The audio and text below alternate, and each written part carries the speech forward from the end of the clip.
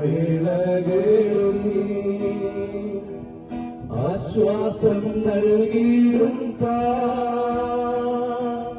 എന്നറിഞ്ഞു നീ യേശുവേ നോക്കിയ എന്നറിഞ്ഞ നമ്മ നൽകിയിടും എന്നറിഞ്ഞു നീ യേശുവേ നോക്കിയ എന്നറിഞ്ഞ നമ്മ നൽകിയിടും യേശു വിളിക്കുന്നു യേശു വിളിക്കുന്നു സ്നേഹമോടെ തൻ കരങ്ങൾ നീട്ടി യേശു വിളിക്കുന്നു സ്നേഹമോടെ തൻ കരങ്ങൾ നീട്ടി യേശു വിളിക്കുന്നു കണ്ണീരെല്ലാം തുടയ്ക്കും കണ്ണാടി പോലെ കാക്കും കണ്ണീരെല്ലാം തുടയ്ക്കും കണ്ണാടി പോലെ കാക്കും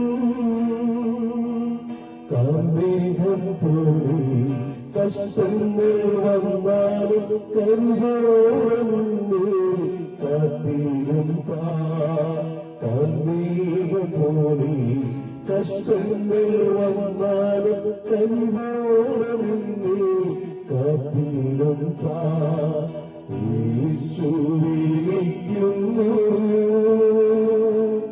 യേശു വിളിക്കുന്നു സ്നേഹമോടെ തൻ കരങ്ങൾ നീട്ടി യേശു വിളിക്കുന്നു സ്നേഹമോടെ തൻ കരങ്ങൾ നീട്ടി യേശു വിളിക്കുന്നു സകല വ്യാധിയെയും സുഖമാക്കും വല്ലഭൻ സകല വ്യാധിയെയും സുഖമാക്കും വല്ലഭൻ ആരായിരുന്നാലും ഭേദമേയും കൃപയാലതന്നെ കാത്തിരും ആരായിരുന്നാലും ഭേദമേയും കൃപയാലതന്നെ കാത്തിരും യേശു വിളിക്കുന്നു യേശു വിളിക്കുന്നു സ്നേഹമോടെ തൻ കരങ്ങൾ നീട്ടി യേശു വിളിക്കുന്നു സ്നേഹമോടെ തൻ കരങ്ങൾ നീട്ടി യേശു വിളിക്കുന്നു സ്നേഹമോടെ തൻ കരങ്ങൾ നീട്ടി യേശു വിളിക്കുന്നു.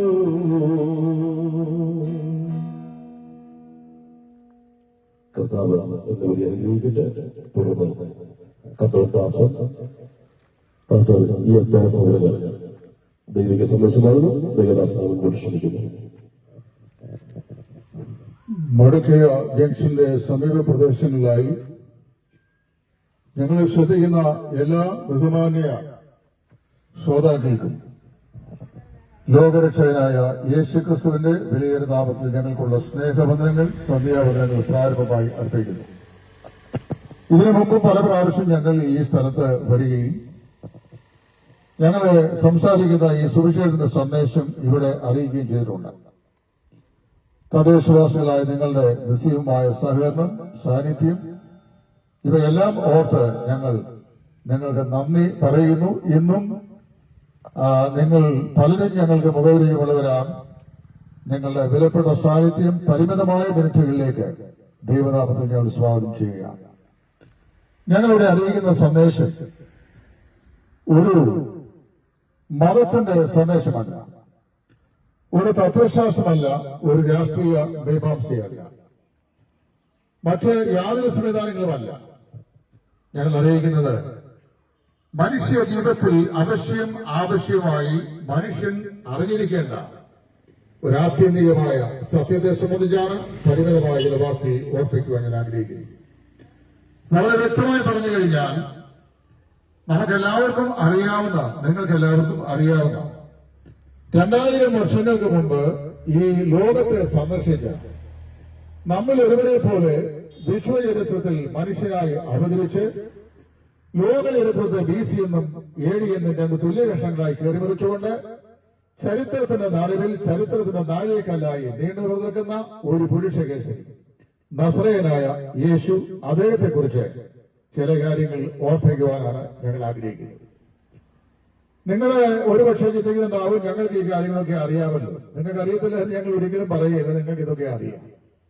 എന്നാൽ ആവർത്തിച്ച് ഇത് നിങ്ങളെ ഓർപ്പിക്കുക എന്നുള്ളത് ഞങ്ങളുടെ ദൗത്യത്തിന്റെ ഒരു ഭാഗമായതുകൊണ്ട് ഞങ്ങൾ വാസ്തവത്തിൽ ഇത് വീണ്ടും അറിയിക്കുന്നു. നിങ്ങളെ ഞങ്ങൾ സ്നേഹിക്കുന്നു. അതുകൊണ്ടാണ് ഈ സന്ദേശം ആവർത്തിച്ച് ഞങ്ങൾ പറയുന്നത്. ലോക രക്ഷകനായി ലോകത്തിൽ അവതരിച്ച കർത്താവായ യേശു ക്രിസ്തു, ആ യേശു ക്രിസ്തുവിന്റെ നിസ്തുല്യതയെ സംബന്ധിച്ചാണ് ചില വാക്കുകൾ സൂചിപ്പിക്കുവാൻ ഞാൻ ആഗ്രഹിക്കുന്നത്. ഒന്ന്, ക്രിസ്തു ചരിത്രത്തിൽ നിസ്തുലയായ വ്യക്തിയാണ്. ചരിത്രത്തിൽ നിസ്തുലൻ എന്ന് പറയുമ്പോൾ H.G. വെൽസ് എന്ന് പറയുന്ന ചരിത്രകാരന്റെ ഭാഷയിൽ പറഞ്ഞു കഴിഞ്ഞാൽ history is a story and without him is no story at all. അതായത് ചരിത്രം എന്ന് പറയുന്നത് അവന്റെ ചരിത്രമാണ്, അവനെ കൂടാതെ ചരിത്രം ചമയ്ക്കുക പ്രയാസം. ചരിത്രത്തിന്റെ നടുവിലാണ് ഈ യേശു ക്രിസ്തു നിൽക്കുന്നത്. യേശു ക്രിസ്തുവിന്റെ ചരിത്ര സാധുതയെ ചോദ്യം ചെയ്തിട്ടുള്ള ആളുകൾ, യുക്തിപരവാദികളായ ആളുകൾ, നിരീക്ഷകരായ ആളുകളൊക്കെ കഴിഞ്ഞ കാലങ്ങളിൽ നിരവധി രംഗപ്രവേശം ചെയ്തിട്ട് ക്രിസ്തു ചരിത്ര പുരുഷനല്ല എന്ന് സ്ഥാപിക്കാൻ ശ്രമിച്ചിട്ടുണ്ട്. അങ്ങനെയുള്ള ആളുകളോട് ഞങ്ങൾ സാധാരണ മറുപടി പറയുമ്പോൾ ക്രിസ്തു ചരിത്ര പുരുഷനാണെന്ന് പറയാൻ വേണ്ടിയാണ് ചരിത്രത്തിന്റെ നടുവിൽ യേശു ക്രിസ്തു ഒരു നാഴികക്കല്ലായി ദീപസ്തംഭമായി നീണ്ടു നിവർന്നു നിൽക്കുന്നു എന്ന് പറയുന്നത്. മഹാനായ ശ്രീബുദ്ധനും ശ്രീകൃഷ്ണനും മറ്റു നിരവധി ആളുകളും ചരിത്രത്തിന്റെ തങ്കത്താളുകളിൽ രേഖപ്പെടുത്തിയ ചരിത്ര പുരുഷന്മാരെങ്കിൽ യേശു ക്രിസ്തുവും ചരിത്രത്തിന്റെ തങ്കത്താളുകളിൽ ഇടം പിടിച്ച ചരിത്ര കേസരിയാണ്. ഈ യേശു ക്രിസ്തുവിന്റെ ചരിത്ര സാധുതയെ നിരാകരിക്കുക എന്ന് പറഞ്ഞു കഴിഞ്ഞാൽ യേശു ക്രിസ്തുവിനെ തന്നെ നിരാകരിക്കുക എന്നാണ് അതിന്റെ അർത്ഥം. അപ്പൊ അങ്ങനെയാണെങ്കിൽ എന്താണ് യേശു ക്രിസ്തുവിന്റെ പ്രത്യേകത? കർത്താവായ യേശു ക്രിസ്തുവിന്റെ പ്രത്യേകതകളിൽ അക്കമിട്ട് എണ്ണി 4 എണ്ണം പെട്ടെന്ന് കമ്പിവാദ്യം പോലെ ഒപ്പിക്കാൻ ഞാൻ ആഗ്രഹിക്കുകയാണ്. ഒന്ന്, യേശു ക്രിസ്തുവിന്റെ അവകാശവാദങ്ങൾ നിസ്തുല്യമാണ്. ലോകത്തിൽ ഇന്ന് വരെ ജനിച്ച് ജീവിച്ച് മരിച്ചു മാറ്റപ്പെട്ടിട്ടുള്ള യാതൊരു മഹാന്മാരെക്കാളും അധികം മനുഷ്യ ഹൃദയങ്ങളെ സ്വാധീനിച്ച അവകാശവാദങ്ങൾ ലോകത്തോട് അറിയിച്ച ദിവ്യ പുരുഷനാണ് കർത്താവായ യേശു. എന്താണ് യേശു ക്രിസ്തുവിന്റെ അവകാശവാദം? യേശു ക്രിസ്തു പറഞ്ഞു, ഞാൻ വഴിയും സത്യവും ജീവനും ആകുന്നു. ഞാൻ വഴിയും സത്യവും ജീവനും ആകുന്നുവെന്ന് ലോകത്തിൽ ഒരു മതപുരുഷനും ഇന്ന് വരെ പറഞ്ഞിട്ടില്ല. സത്യത്തിലേക്കുള്ള വഴി തെളിയിക്കുന്നയാള്, സത്യത്തിലേക്കുള്ള മാർഗദർശി, സത്യത്തിന്റെ പാതകൾ പറഞ്ഞു തരുന്ന ആളുകൾ, ബുദ്ധിപദേശം നൽകുന്ന ആളുകൾ എന്നൊക്കെ അതാത് കാലഘട്ടങ്ങളിൽ ലോകത്തിൽ രംഗപ്രവേശം ചെയ്ത മത നേതാക്കന്മാരായ ആളുകൾ പറഞ്ഞിട്ടുണ്ട്. എന്നാൽ ഞാൻ വഴിയാകുന്നു, ഞാൻ സത്യമാകുന്നു, ഞാൻ ജീവനാകുന്നു എന്ന് ലോകത്തോട് ഉറക്കെ പ്രഖ്യാപിച്ച പുരുഷവിശേഷമാണ് കർത്താവായ യേശു. വിശുദ്ധ യോഹന്നാന്റെ സുവിശേഷം 14-ാം അധ്യായത്തിലെ 6-ാം വാക്യത്തിൽ യേശു ക്രിസ്തു ഇപ്രകാരം പറഞ്ഞു, ഞാൻ തന്നെ വഴിയും ഞാൻ തന്നെ സത്യവും ഞാൻ തന്നെ ജീവനും ആകും. 2, യേശു ക്രിസ്തു പറഞ്ഞു, ഞാൻ രക്ഷയുടെ ഏക വാതിലാകും. രക്ഷപ്പെടാനുള്ള ഏക മാർഗം എന്ന് പറയുന്നത് കർത്താവായ യേശുവാണ്. ഇത് ഞാൻ പറയുമ്പോൾ ഒരു ദൃഷ്ടാന്തം സാധാരണയായി പറയാറുണ്ട്. ഞങ്ങളുടെ ദേശത്ത്, ഞാൻ ജനിച്ചു വന്ന ദേശത്ത് തൊട്ട് ഇതുപോലെ കവലയിൽ ഒരു പലവിധ സാധനങ്ങൾ കച്ചവടം ചെയ്യുന്ന ഒരു നല്ല സ്നേഹിതനുണ്ടായിരുന്നു. അദ്ദേഹം ഞങ്ങളുടെയൊക്കെ സുഹൃത്തായിരുന്നു. അദ്ദേഹം ഒരു ശാന്തനായ മനുഷ്യനായിരുന്നു. ആരോടും വഴക്കുണ്ടാക്കാത്ത, സൗമ്യമായി ഇടപെടുന്ന, കസ്റ്റമർ റിലേഷൻഷിപ്പ് സൂക്ഷിക്കുന്ന നല്ലൊരു മനുഷ്യൻ. അദ്ദേഹത്തെ ഞങ്ങളിലേക്ക് ബാല്യം പോലെ ഞങ്ങൾക്ക് അറിയാം. വളരെ മിതഭാഷയാണ്. ഒരു ദിവസം കുറെ വർഷങ്ങൾക്ക് മുമ്പ് എന്റെ ബാല്യകാലത്ത്, ഞാൻ 7-ാം ക്ലാസ്സിലോ 8-ലോ പഠിക്കുന്ന കാലത്താണ്, അദ്ദേഹത്തിന്റെ സഹോദരിയെ വിവാഹം കഴിച്ച ഒരു മനുഷ്യൻ, അദ്ദേഹം ഒരു മദ്യപാനിയായിരുന്നു. ഒരു ദിവസം ഉച്ചയ്ക്ക് 2:30 മണി സമയമായപ്പോൾ അദ്ദേഹത്തിന്റെ ഈ കടയിൽ വന്ന് ഒരു കാരണവുമില്ലാതെ ഈ അളിയനോട് പ്രകോപിതനായി അദ്ദേഹത്തെ മേശപ്പുറത്ത് അദ്ദേഹം ഒരു റേഡിയോ റിപ്പയർ കൊണ്ടിരിക്കുന്ന നീളമുള്ള ഒരു സ്ക്രൂ ഡ്രൈവർ ഉണ്ടായിരുന്നു. ആ സ്ക്രൂ ഡ്രൈവർ അത് എടുത്ത് ഇദ്ദേഹത്തെ കുത്താനായിട്ട് കൈയോക്കിയ സമയത്ത് ഈ ശാന്തനായ മനുഷ്യൻ, മിതഭാഷിയായ മനുഷ്യൻ അത് ഏതറിയാമോ, ഈ സ്ക്രൂ ഡ്രൈവറെ പിടിച്ചു വാങ്ങിക്കാനായിട്ട് ശ്രമിച്ചു. ശ്രമിച്ചു കഴിഞ്ഞപ്പോൾ അത് വേഗത്തിൽ തന്റെ കയ്യിലുണ്ടായിരുന്ന കത്തിയെടുത്ത് ഇദ്ദേഹത്തിന് നേരെ ഓങ്ങി. ഈ മനുഷ്യൻ, നിസ്സഹായനായ മനുഷ്യൻ, ഒറ്റ ഡോറേ ഉള്ളൂ, ഫ്രണ്ട് ഡോർ മാത്രമേ ഉള്ളൂ, ബാക്കി ഡോറില്ല. അദ്ദേഹത്തിന്റെ കയ്യിൽ നിന്ന് ഈ സ്ക്രൂ ഡ്രൈവർ കൊണ്ട് ഇദ്ദേഹത്തെ ഓടിക്കുക, പരിശ്രമത്തിൽ നിന്ന് പിന്മാറ്റുക എന്ന ലക്ഷ്യത്തോടെ ഇദ്ദേഹം ഒന്ന് കുത്തി. അത് ആസ്ഥാനത്ത് കൊണ്ടു. അദ്ദേഹം മറിഞ്ഞ് വീണു, മരിച്ചുപോയി. കേസായി. പോലീസ് വന്നു, മത്സരം തയ്യാറാക്കി. ഈ കടക്കാരന് എതിരെ കുറ്റപത്രം സമർപ്പിച്ചു, കോടതി ചേർന്നു. പക്ഷെ അദ്ദേഹം അനായാസേന ഓടിപ്പോയി.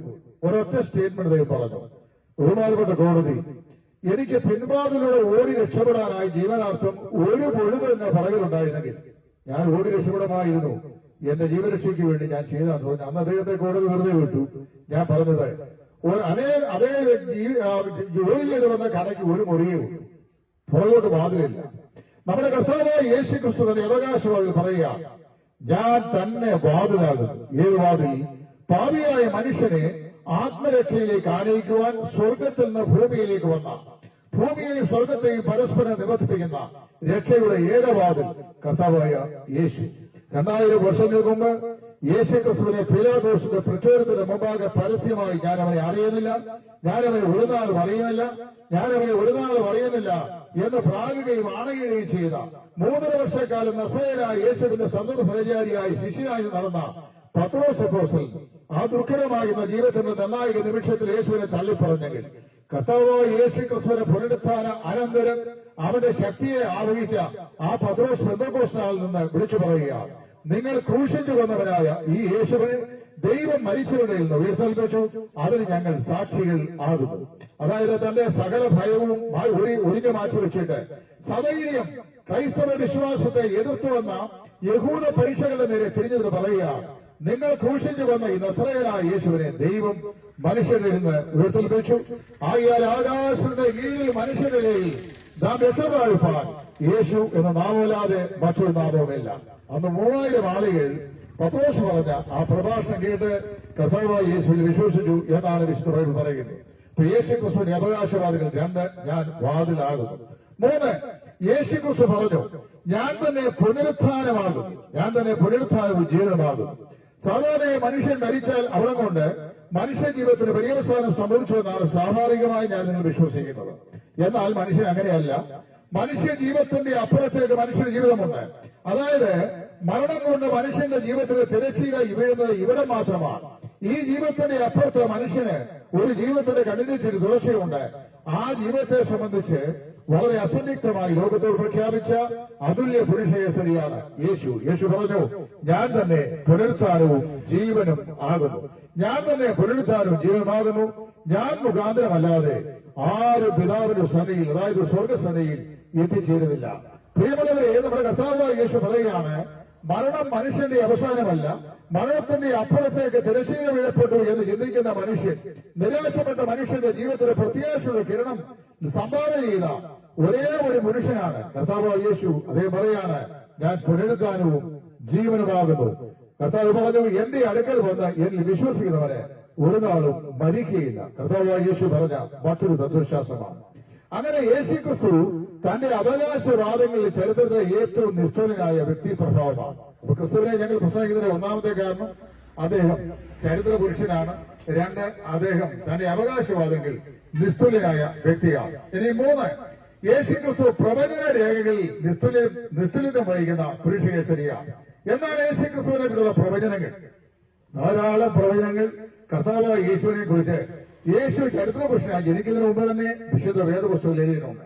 കർത്താവായ യേശു ഈ ലോകത്തെ സന്ദർശിക്കുന്നതിന് 4000 വർഷങ്ങൾക്ക് മുമ്പ് വേദപുസ്തകത്തിലെ പ്രഥമ പുസ്തകമായ ഉൽപ്പത്തി പുസ്തകം അതിന്റെ 3-ാം അധ്യായത്തിന്റെ 15-ാം വാക്യത്തിൽ ഇപ്രകാരം എഴുതിയിട്ടുണ്ട്, സ്ത്രീയുടെ സന്തതി സർപ്പത്തിന്റെ തലയെ തകർക്കും. അത് കർത്താവായ യേശുവിനെ കുറിച്ചുള്ള പ്രഖ്യാപനമായിരുന്നു. അത് കഴിഞ്ഞ് പുറപ്പാട് പുസ്തകത്തിലേക്ക് വരുമ്പോൾ ലോകത്തിന്റെ ലോകൈക രക്ഷകനായി വീണ്ടെടുപ്പുകാരനായി വെളിപ്പെടുവാൻ പോകുന്ന ഒരു മെസ്സിയായെ, അതായത് ഒരു രക്ഷകന്റെ ആഗമനത്തെ കുറിച്ച് ഇസ്രായേലിന്റെ നേരം രാഷ്ട്രീയ നേതാവായിരുന്ന മോശ പ്രഖ്യാപിച്ചതായി നാം വായിക്കുന്നു. പിന്നെയും തുടർന്ന് വായിക്കുമ്പോൾ നിങ്ങളുടെ ദൈവമായ യഹോവ എന്നെ പോലെ പുരുഷനെ നിങ്ങളുടെ വീണ്ടെടുപ്പിനായി നിങ്ങളുടെ കയ്യിൽ നിന്ന് എഴുന്നേൽപ്പിച്ചു തരും എന്ന് പ്രഖ്യാപിച്ചിട്ടുണ്ട്. ഉൽപ്പത്തി പുസ്തകത്തിന്റെ ഒടുവിലത്തെ താളുകൾ വായിക്കുമ്പോൾ അതിന്റെ 49 അധ്യായത്തിലേക്ക് വരുന്ന സമയത്ത് അവൻ ഇസ്രായേൽ എന്ന് പറഞ്ഞ ജനതയുടെ നടുവില് യാക്കോബിന്റെ മക്കളിലാകുന്ന യഹൂദയുടെ ഗോത്രത്തില് ദാവീദിന്റെ സിംഹാസനത്തിന് ശാശ്വത അവകാശിയായി ലോകത്തിൽ ജനിക്കും എന്ന് മുൻകൂട്ടി പ്രഖ്യാപിച്ചിട്ടുണ്ട്. ബൈബിളിൽ ഉടനീളം അതാത് കാലങ്ങളിലായി ചരിത്രത്തിന്റെ പ്രവേശകരെ രംഗപ്രവേശം ചെയ്ത പ്രവാചക വരേണ്യന്മാർ യേശുക്രിസ്തുവിന്റെ ജനനം, യേശുക്രിസ്തുവിന്റെ ജീവിതം, യേശുക്രിസ്തുവിന്റെ പരസ്യശുശ്രൂഷ, യേശുക്രിസ്തുവിന്റെ വിസ്താരം, യേശുക്രിസ്തുവിന്റെ രക്ഷാനുഭവം, യേശുക്രിസ്തുവിന്റെ മരണം, യേശുക്രിസ്തുവിന്റെ അടക്കം, യേശുക്രിസ്തുവിന്റെ പുനരുദ്ധാനം, യേശുക്രിസ്തുവിന്റെ പുനരാഗമനം, ഇതെല്ലാം അക്കമിട്ട് എണ്ണി എഴുതിയിട്ടുണ്ട്. ഒരു കാലഘട്ടത്തിൽ ക്രൈസ്തവ വിശ്വാസത്തിന്റെ കരുത്തിന്റെ ശത്രുവായി അറിയപ്പെട്ട തർസോസിലെ തലമുറത്ത കാരണവരായ ശൗൽ, അദ്ദേഹം യഹൂദ മതത്തിന്റെ വക്താവും ക്രൈസ്തവ വിശ്വാസത്തിന്റെ കൊടിയ ശത്രുവുമായി.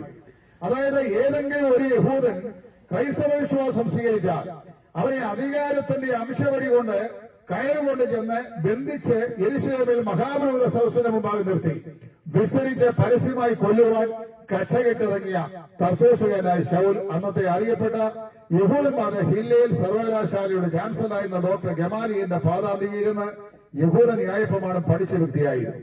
അദ്ദേഹം ഈ ക്രൈസ്തവ വിശ്വാസത്തിന്റെ കരുത്തിന്റെ ശത്രുവായി രംഗപ്രവേശം ചെയ്തുവെങ്കിലും ഡെമസ്കോസിലുള്ള ക്രിസ്ത്യാനികളെ പിടിച്ചുകെട്ടി അധികാരസ്ഥന്മാരെ ഏൽപ്പിച്ച് കശാപ്പ് ചെയ്യുവാൻ ഡെമസ്കോസിലേക്ക് പാലാരി ചെയ്യുമ്പോൾ അവിടെ വെച്ച് പട്ടാപ്പകൽ ഉദിച്ചുയർന്നു നിൽക്കുന്ന പകലോടെ പ്രകാശകിരണത്തെ വെല്ലുന്ന ഒരു സ്വർഗീയ പ്രകാശം അദ്ദേഹത്തെ നിലനിട്ടിട്ട് അദ്ദേഹം രൂപാന്തരപ്പെട്ടവനായി മാറി, പരിവർത്തനവിധേയനായി, യേശു ക്രിസ്തുവിനാൽ പ്രിയപ്പെട്ടവനായി.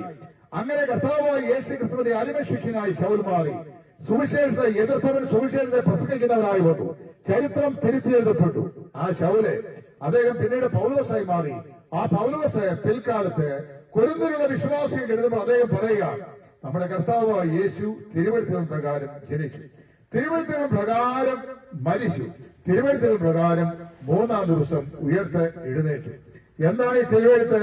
വേദപുസ്തകത്തിന്റെ ഇതര പേജുകളിൽ ചരിത്രത്തിന്റെ വിവിധ പ്രവിശ്യകളിലായിരുന്നുകൊണ്ട് പ്രവാചകന്മാർ ആ ഭവിഷ്യത്തുകളെ ഇപ്രകാരം വിളിച്ചു പറഞ്ഞു: അവൻ എവിടെ ജനിക്കും? അവൻ യഹൂദിയയിലെ ബേത്ലഹേമിൽ ജനിക്കും. എവിടെ വാക്യം? മീഖാ പ്രവാചകന്റെ പുസ്തകം 5-ാം അധ്യായം 2-ാം വാക്യം. നീയോ യഹൂദിയയിലെ ബേത്ലഹേമിലെ നീ യഹൂദ പ്രമുഖന്മാരിൽ ഒട്ടും ചെറുതല്ല. നിന്നെ നയിക്കുവാനുള്ള തലവൻ നിന്റെ ജനത്തിന്റെ തന്നെ പുറപ്പെട്ടു വരും. അവൻ യഹൂദിയയിലെ ബേത്ലഹേമിൽ ജനിക്കും എന്ന പ്രവാചക വാക്യം. 2, അവൻ എങ്ങനെ ജനിക്കും? യെശയ്യാ പ്രവാചകന്റെ പുസ്തകം 7-ാം അധ്യായത്തിന്റെ 14-ാം വാക്യം. BC 740 കാലത്തില് യെരുശലേമിന്റെ രാജവീതിയിൽ നെടുകയും കുറുകയും നടന്നുകൊണ്ട് 40-ലധികം വർഷം ഇസ്രായേൽ ജനത്തിന്റെ മധ്യേ പ്രവാചക ശുശ്രൂഷ ചെയ്ത ഭവിഷ്യത്തായിരുന്ന പ്രവാചകനെ പ്രകാരം വിളിച്ചു പറഞ്ഞു: അവന് കന്യക ഗർഭിണിയായി ഒരു മകനെ പ്രസവിക്കും, കന്യക ഗർഭിണിയായി ഒരു മകനെ പ്രസവിക്കും. അവനെ യേശു എന്ന് പേർ വിളിക്കപ്പെടും. ഇതേ വാക്യം ഉദ്ധരിച്ചുകൊണ്ടാണ് മത്തായിയുടെ സുവിശേഷം അതിന്റെ 2-ാം അധ്യായത്തിൽ ഗബ്രിയേൽ ദൂതൻ കന്യകയായിരുന്ന മറിയയെ സന്ദർശിക്കുമ്പോൾ ഇപ്രകാരം വിളിച്ചു പറഞ്ഞ് കൃപ ലഭിച്ചവരെ നിനക്ക് വന്ദനം, നീ ഗർഭിണിയായി ഒരു മകനെ പ്രസവിക്കും. അവൻ തന്റെ ജനത്തെ അവരുടെ പാപങ്ങളിൽ നിന്ന് മോചിപ്പാതിരിക്കൊണ്ട് നീ അവനെ യേശു എന്ന് പേർ വിളിക്കണം എന്ന് പ്രഖ്യാപിച്ചു. അപ്പൊ BC 740 പ്രവാചകനായ യെശയ്യാ വിളിച്ചു പറഞ്ഞു: അവന് കന്യകയുടെ മകനായി ജനിക്കും. ഇനി ജനിക്കപ്പെടാൻ പറയുന്ന ശിശു എങ്ങനെയുള്ളവനാണ്? യെശയ്യാ പ്രവാചകന്റെ പുസ്തകം 9-ാം അധ്യായത്തിന്റെ 6-ാം വാക്യം. അവൻ അത്ഭുതമന്ത്രി, വീരനാം ദൈവം, നിത്യപിതാവ്, സമാധാന പ്രഭു എന്ന പേര് വിളിക്കപ്പെടും. പ്രിയമുള്ളവരെ, ഞാൻ ഓർപ്പിക്കട്ടെ, കർത്താവായ യേശു എവിടെ ജനിക്കും, എങ്ങനെ ജനിക്കും, ആരുടെ മകനായി ജനിക്കും, ഏത് സമയത്ത് ജനിക്കും എന്നെല്ലാം മുൻകൂട്ടി പ്രഖ്യാപിച്ചിട്ടുണ്ട്. ഗലാത്യർക്കെതിരെ ലേഖനം 4-ാം അധ്യായത്തിന്റെ 4-ാം വാക്യം.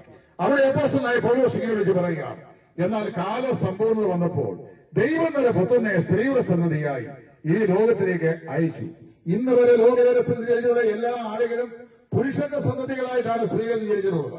ഇതാ പുരുഷൻ സ്ത്രീയിൽ നിന്ന് സ്ത്രീയുടെ സന്തതിയായി ജനിച്ച ഒരേ ഒരു പുരുഷൻ, അവനാണ് കർത്താവായ യേശു ക്രിസ്തു. പ്രിയമുള്ളവരെ, ഞാൻ ഓർപ്പിക്കട്ടെ, ഈ കർത്താവായ യേശു ലോകത്തിൽ മുന്നിൽ ഏർപ്പെട്ടിരിക്കുന്ന പ്രവചനങ്ങളുടെ നിവർത്തിയായി അദ്ദേഹം ജനിച്ചു, പ്രവചനങ്ങളുടെ നിവർത്തിയായി ജീവിച്ചു, പ്രവചനങ്ങളുടെ നിവർത്തിയായി അദ്ദേഹം ഈ ഭൂമിയിൽ സഞ്ചരിച്ചു, ശുശ്രൂഷ ചെയ്തു. ഇനി 3, യേശു ക്രിസ്തുവിന്റെ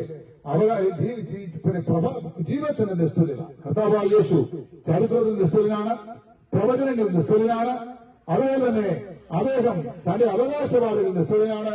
പിന്നെ പറയുന്നത് കർത്താവായ യേശു തന്റെ ആവത്തും സംബന്ധിച്ചും അദ്ദേഹം നിസ്തുലനായ വ്യക്തിയാണ്. എന്നാണ് യേശു ക്രിസ്തു പ്രത്യേകം പറഞ്ഞത്. കർത്താവായ യേശു തന്റെ ഐഹിക ജീവിതകാലത്ത് ചെയ്ത എല്ലാ ശുശ്രൂഷകളും മറ്റാർക്കും അവകാശപ്പെടാൻ കഴിയാത്ത, മറ്റാർക്കും ചെയ്യാൻ കഴിയാത്ത അനുഗ്രഹീതമായ ശുശ്രൂഷകളായിരുന്നു. തന്റെ ആവത്തോടുള്ള നിസ്തുലത പരസ്യമായി ലോകത്തിന്റെ മുമ്പാകെ പ്രഖ്യാപിച്ചുകൊണ്ട് താൻ ദൈവപുത്രനാണെന്ന് ആ കാലഘട്ടത്തിലെ ജനങ്ങൾക്ക് ബോധ്യം വരുത്തക്കോണം കർത്താവ് പ്രവർത്തിക്കുകയുണ്ടായി. തന്റെ ജീവിതത്തിൽ യേശു ക്രിസ്തു നിസ്തുലനായിരുന്നു. ഇന്ന് വരെ ജനിച്ച് ജീവിക്കുന്ന ഞാനും നിങ്ങളുമെല്ലാം പാപത്തിൽ ജനിച്ച് പാപത്തിൽ ജീവിക്കുന്ന ആളുകളാണ്. പാപമില്ലാത്ത ഒരു മനുഷ്യൻ പോലും ഭൂമിയിലില്ല. ഇന്ന് വരെ ജനിച്ച എല്ലാ ആളുകളും പാപികളാണ്. എന്നാൽ യേശു ക്രിസ്തു തന്നെ പരക്കെ വിമർശിക്കുന്ന പരീക്ഷപക്ഷത്തിന്റെയും ശാസ്ത്രീപക്ഷത്തിന്റെയും നെഞ്ചിന് നേരെ വില ചൂണ്ടിക്കൊണ്ട് അത് ഇപ്രകാരം ചോദിച്ചു, നിങ്ങളിൽ ആർക്ക് എന്നെ പാപത്തെക്കുറിച്ച് ബോധപ്പെടുത്താൻ കഴിയും? ആരും യേശു ക്രിസ്തുവിനെ കുറിച്ച് പാപത്തെക്കുറിച്ച് ബോധ്യപ്പെടുത്തതായി നമ്മൾ വായിക്കുന്നില്ല. അപ്പൊ യേശു ക്രിസ്തു തന്റെ ജീവിതത്തിൽ നിസ്തുലനായിരുന്നു. പാപമില്ലാത്ത പവിത്രനായ നിർമ്മലനായ ദൈവത്തിന്റെ കുഞ്ഞാട് എന്ന് ശത്രുക്കളും മിത്രങ്ങളും ഒരുപോലെ സാക്ഷ്യം പറഞ്ഞ ഒരേ ഒരു പുരുഷൻ കർത്താവായ യേശു. ഇനി അടുത്തത് കർത്താവായ യേശു ക്രിസ്തു മരണത്തിലും നിസ്തുലനായിരുന്നു. എന്താണ് യേശു ക്രിസ്തുവിന്റെ മരണത്തിന്റെ പ്രത്യേകത? നാം എല്ലാവരും ഈ ലോകത്തിൽ ജനിച്ചതുകൊണ്ട് നമ്മൾ മരിക്കുന്നു. ഒരിക്കൽ ജനിച്ചവർ ഒരിക്കൽ മരിച്ചേ മതിയാകുള്ളൂ. മരിക്കാൻ ഇഷ്ടമല്ലെങ്കിലും മരിച്ചേ മതിയാകുള്ളൂ. കാരണം ഒരിക്കൽ മരിക്കുകയും പിന്നെ ന്യായപതിയും ദൈവം മനുഷ്യർക്കായി നിയമിച്ചിരിക്കുന്നു എന്ന് വേദപുസ്തകം പറയുന്നു. മാറ്റമുള്ള ഈ ലോകത്തിൽ ദൈവത്തിന്റെ മാറ്റമില്ലാത്ത രണ്ട് നിയമങ്ങളിൽ ഒന്നാണ് ഒരിക്കൽ മനുഷ്യൻ മരിക്കുക, പിന്നെ ന്യായം വിധിക്കപ്പെടുക എന്നുള്ളത്. എന്നാൽ കർത്താവായ യേശുവിനെ സംബന്ധിച്ചിടത്തോളം ലോകത്തിലെ മനുഷ്യവർഗത്തിന്റെ പാപത്തിന്റെ പരിഹാരത്തിനായി മനുഷ്യന്റെ പകരക്കാരനായി മരണമേറ്റെടുക്കുവാൻ ഈ ലോകത്തിൽ മനുഷ്യനായി അവതരിച്ച കർത്താവായ യേശു അദ്ദേഹം മരണത്തിലും നിസ്തുലനായിരുന്നു. എന്താണ് കാരണം? യേശു ആ കാലഘട്ടത്തിലെ അറിയപ്പെട്ട യഹൂദിയ ദേശത്തിലെ ഗലീല പ്രവിശ്യയുടെ ഗവർണറായിരുന്ന പിലാദോസിന്റെ നീതിന്യായ കോടതിയുടെ മുമ്പാകെ പരസ്യമായി വിസ്തരിക്കപ്പെട്ടു. മരണശിക്ഷയ്ക്കുള്ള കുറ്റമൊന്നും അദ്ദേഹം ചെയ്തിട്ടില്ല എന്ന് വ്യക്തമായി പിലാദോസിന് ബോധ്യമായിട്ടും പിലാദോസിനെ മരണശിക്ഷയ്ക്കായി ക്രൂശിപ്പാൻ ഏൽപ്പിച്ചു കൊടുത്തു. അങ്ങനെ യഹൂദന്മാരുടെ ആഗ്രഹപ്രകാരം യേശുവിനെ മരണത്തിനായി ശിക്ഷ വിധിച്ചു. അവനെ മരണത്തിനായി ഏൽപ്പിച്ചു. കാലിനുംപാളികളാൽ ഇടത്തും വലത്തും രണ്ട് കള്ളന്മാർ നടുവേ കർത്താവായ യേശു കൊള്ളക്കാരനെ പോലെ ക്രൂശിതനായി. അരിമത്തിയിലെ യോസേഫ് എന്ന് പറയുന്ന ഗലീലയിലെ മന്ത്രി യേശുവിനെ രാത്രിയിൽ സന്ദർശിച്ച രഹസ്യ ശിഷ്യനായ നിക്കോദിമോസും ചേർന്ന് യേശുവിന്റെ പിലാത്തോസിനടുക്കൽ വന്ന് അവന്റെ ഭൗമശരീരം ഏറ്റുവാങ്ങി. യഹൂദന്മാരുടെ ശവസംസ്കാര രീതി അനുസരിച്ച് 100 രാത്രി സുഗന്ധ ലേപനങ്ങളുടെ അകമ്പടിയോടെ അവന്റെ ഭൗമശരീരം ഈ അരിമത്തിയിലെ യോസേഫിന് തനിക്ക് വേണ്ടിയും കുടുംബത്തിന് വേണ്ടിയും പാവയിൽ വെട്ടിയുണ്ടാക്കി കല്ലറയിൽ സംസ്കരിച്ചു. ഭാരവേറിയുടെ കല്ല് അതിന്റെ വാതിൽക്കളെ പൊഴുതിൽ ഉരുട്ടിയിട്ടു. റോമാ സാമ്രാജ്യത്തിന്റെ അധികാരത്തിന്റെ മുദ്ര കൊണ്ട് അത് മുദ്രിതമാക്കി. റോമൻ സൈന്യത്തെ യേശുക്രിസ്തു ഉയർത്തെഴുന്നേൽക്കാൻ കുന്തവും വേണ്ടി കാവൽ നിർത്തി. അങ്ങനെ കാവൽ നിർത്തി 3-ാം ദിവസം, അതായത് ആഴ്ചവൃത്തത്തിന്റെ 1-ാം ദിവസം, വെള്ളിയാഴ്ച ദിവസം യേശു മരിക്കുന്നു. ഞായറാഴ്ചയുടെ പുതുപുത്തൻ വെള്ളിയിൽ ഈ കല്ലറയുടെ ബന്ധനത്തെ ഭേദിച്ച് വാതിക്കൽ ഉരുട്ടിവെച്ചിരുന്ന ഭീമാകാരമായ കല്ലിനെ ഉരുട്ടിമാറ്റി റോമ സർക്കാരിന്റെ അധികാരത്തിന്റെ മുദ്രയെ ഭേദിച്ചുകൊണ്ട് പടയാളികളെ കല്ലറകാത്ത കാവൽ പടയാളികളെ നിദ്രയിൽ അമർത്തിക്കൊണ്ട് നസറേയനായ യേശു 3-ാം ദിവസം ഉയർത്തെഴുന്നേറ്റു. ഇത് പ്രവചനങ്ങളുടെ നിവൃത്തിയായിരുന്നു. അതായത് യേശു ഭൂമിയിലായിരിക്കുമ്പോൾ തന്നെ ഇങ്ങനെ പറഞ്ഞു, നിങ്ങൾ ഈ മന്ദിരം പൊടുത്തി ഞാൻ 3 നാൾ കഴിയുമ്പോൾ അതിനെ പണിയും. അതായത് കർത്താവായ യേശുവിനെ ക്രൂശിച്ച മനുഷ്യപുത്രൻ ഭാവികളെ ഏൽപ്പിക്കപ്പെടും. അവനെ ക്രൂശിച്ചു കൊല്ലും. 3-ാം നാൾ അവൻ ഉയർത്തെഴുന്നേൽക്കുമെന്ന് യേശു മുൻകൂട്ടി പ്രഖ്യാപിച്ചിരുന്നു. ഇങ്ങനെ പറഞ്ഞ പ്രവചനത്തിന് നിവൃത്തിയായി ലോകത്തിൽ വന്ന വേറെ ആരും തന്നെയില്ല. ഞാൻ നിങ്ങൾ അറിയുന്ന പോലെ നമ്മുടെ ഇന്ത്യയുടെ രാഷ്ട്രപിതാവാണ് ബഹുമാന്യനായ മഹാത്മാഗാന്ധി.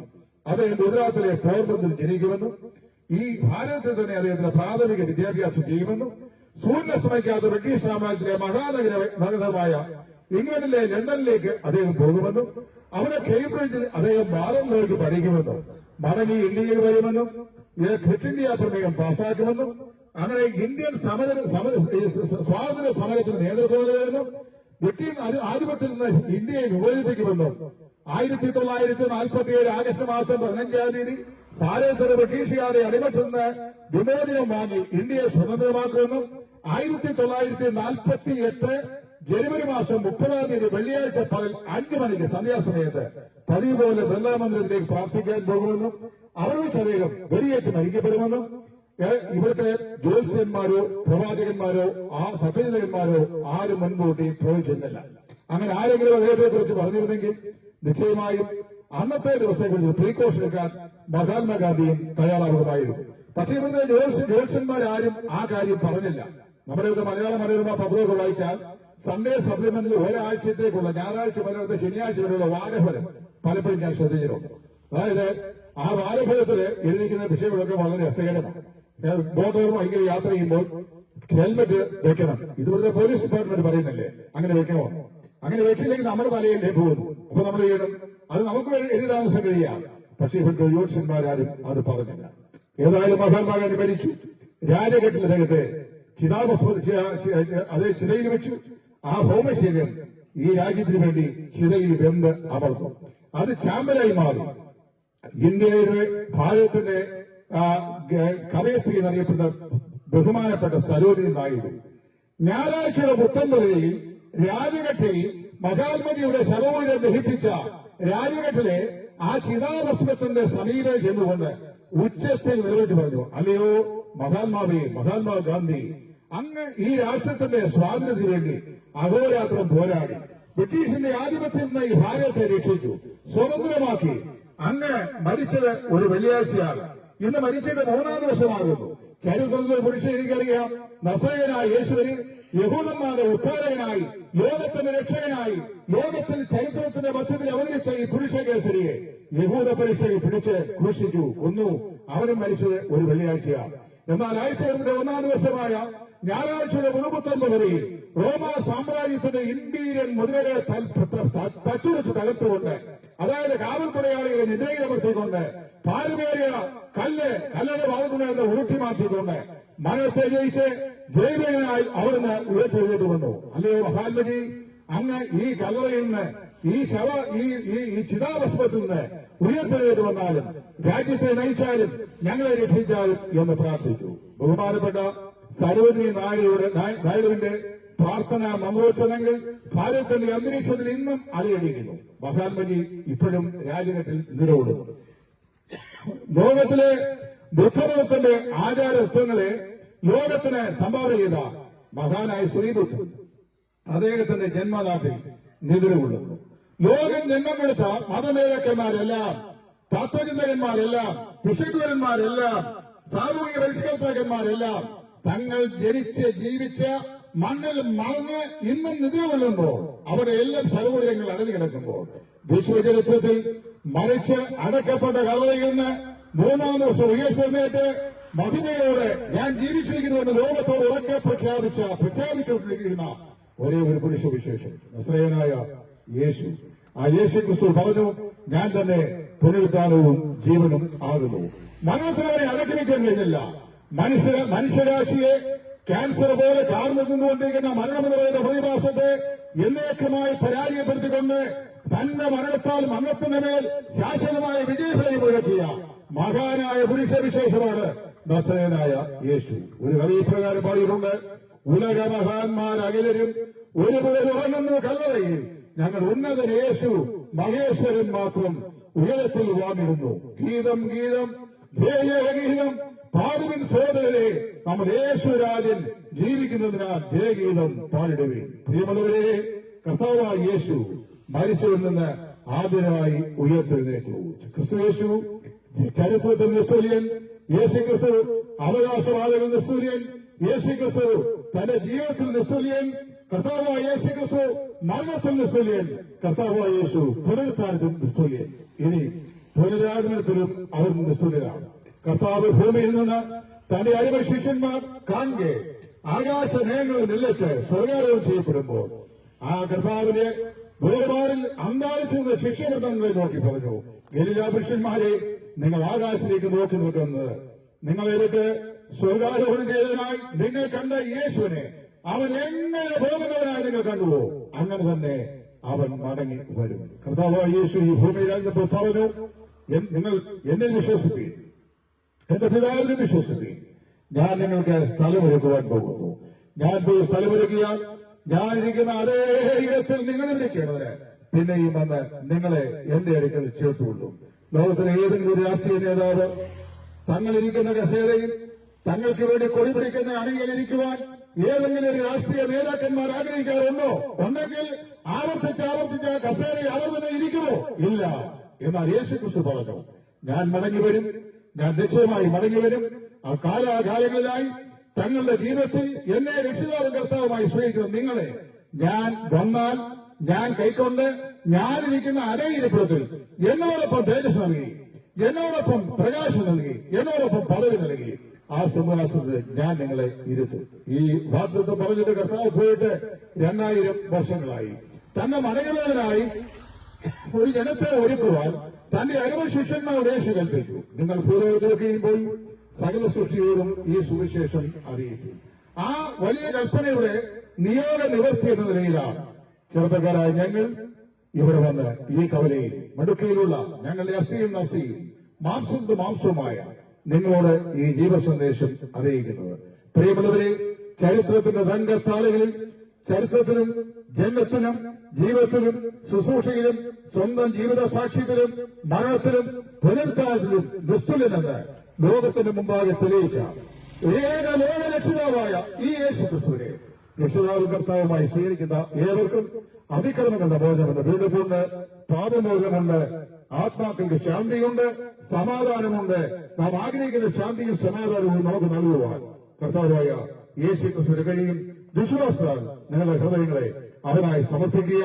കർത്താവിന്റെ ഭാവിയായ ഒരു മനുഷ്യനാണ്. എന്റെയും കൂടെ പാപത്തിന്റെ പരിഹാരത്തിന് വേണ്ടിയാണ് അങ്ങ് കാലിലെ ഗോൾഗോളായി പാപപരിഹാരമായി യാഗമായി തീർന്നത് എന്നെ പൂർണ്ണമായി വിശ്വസിച്ച് എന്റെ ശരീരാത്മദേഹികളെ, എന്റെ ഹൃദയത്തെ തന്നെ ഞാൻ അങ്ങേക്കായി സമർപ്പിക്കുന്നു. അങ്ങേ എന്റെ ജീവിതത്തിന്റെ രക്ഷിതാവും കർത്താവുമായി ഞാൻ സ്വീകരിക്കുന്നു എന്ന് പറഞ്ഞുകൊണ്ട് പത്രോസ് അപ്പോസ്തലൻ പറഞ്ഞ അതേ വാചകം ആവർത്തിക്കാൻ ഓർപ്പിച്ചുകൊണ്ട് എന്റെ വാക്കുകൾക്ക് വിരാമം കുറിക്കുകയാണ്. മറ്റൊരുത്തരിലും രക്ഷയില്ല. നാം രക്ഷിക്കപ്പെടുവാൻ ആകാശത്തിന്റെ കീഴിൽ മനുഷ്യരെ നൽകപ്പെട്ട വേറൊരു നാമവുമില്ല. അസഹനായ യേശുവിന്റെ നാമം അതിശ്രേഷ്ഠമായ നാമം, ഇമ്പനാമം, രക്ഷിക്കുന്ന നാമം ഈ കർത്താവായ യേശുവിൽ വിശ്വസിച്ച് ആത്മരക്ഷ പ്രാപിച്ച് വരുവാനുള്ള ഭയാനകമായ നിത്യനായിരുന്നു ഒഴിഞ്ഞു പോകുവാൻ നിങ്ങൾക്ക് ബുദ്ധിപ്രതിഷ്ഠിക്കൊണ്ട് ഇതുവരെ ഞങ്ങളെ സദയം ശ്രദ്ധിച്ച് നിങ്ങൾക്ക് എല്ലാവർക്കും കർത്താവ് നാമത്തിൽ ഒരിക്കൽ കൂടി ഞങ്ങൾ നന്ദിയെ പ്രകാശിപ്പിച്ചുകൊണ്ട് എന്റെ വാക്കുകൾക്ക് ഇവിടെ ഞാൻ വിരാമം കുറിക്കുന്നു. ദൈവനാമം എന്നേക്കും ബോധപ്പെടുമാറാകട്ടെ. ആമേൻ.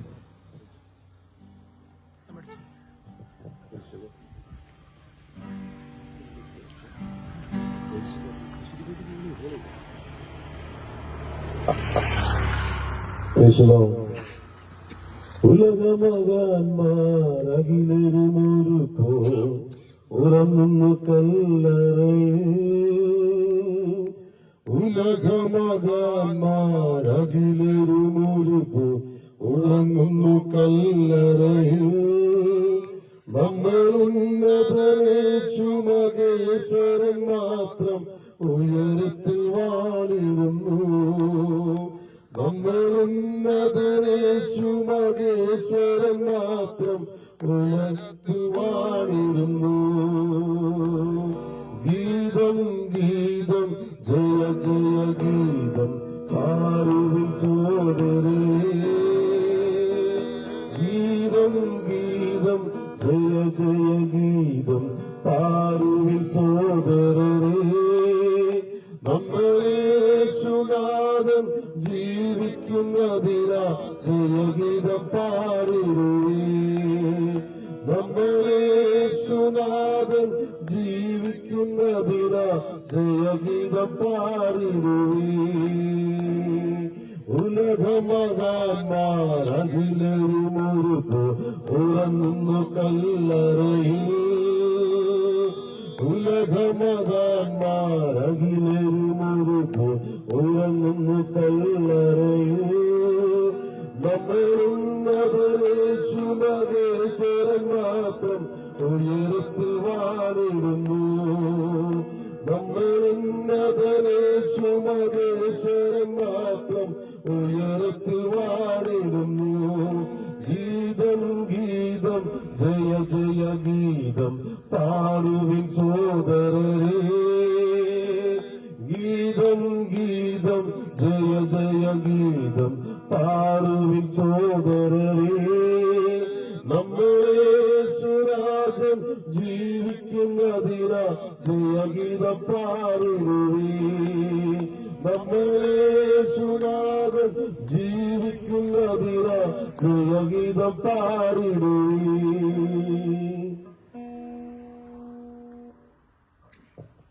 ഇതുവരെ ഞങ്ങളെ ശ്രദ്ധിച്ചുകൊണ്ടിരുന്ന എല്ലാ പ്രിയപ്പെട്ടവർക്കും ഞാൻ കർത്താവിന്റെ നാമത്തിൽ നന്ദി അറിയിക്കുന്നു. നിങ്ങൾ കേൾക്കപ്പെട്ടതുപോലെ യേശുക്രിസ്തു ജീവിക്കുന്നു. യേശുക്രിസ്തു മാനവജാതിക്ക് വേണ്ടി ഇന്നും സ്വർഗത്തിൽ ജീവിക്കുകയാണ്. ആ യേശുക്രിസ്തുവിനോട് നിങ്ങളുടെ പാപങ്ങളെ ഏറ്റുപറഞ്ഞ് യേശുക്രിസ്തുവിന്റെ സ്വന്തം രക്ഷിതാവും കർത്താവുമായ ഹൃദയത്തിൽ സ്വീകരിക്കുവാൻ ഞങ്ങൾ നിങ്ങളെ ആഹ്വാനം ചെയ്തുകൊണ്ട് ഞങ്ങളുടെ വാക്കുകൾക്ക് വിരാമം കൊടുക്കട്ടെ. ഞങ്ങൾ ഒരു വാക്ക് പ്രാർത്ഥിച്ച് മീറ്റിംഗോടെ പതി അവസാനിപ്പിക്കുന്നു. പരിശുദ്ധമായ ദൈവമേ, പിതാവേ, തിരുനാമത്തെ സ്തുതിക്കുന്നു. ഞങ്ങൾക്ക് ഈ മടുക്കുന്ന ദേശത്ത് കടന്നു വന്ന് ആമേ സത്യസുവിശേഷം അറിയിപ്പാൻ ദൈവം ഒരുക്കിയ ശ്രമത്തായി സ്തോത്രം. ദൈവം അതിനെ ശുശ്രൂഷിപ്പാൻ അങ്ങ് ദാസനെ ദൈവം ശക്തീകരിച്ചതായി സ്തോത്രം.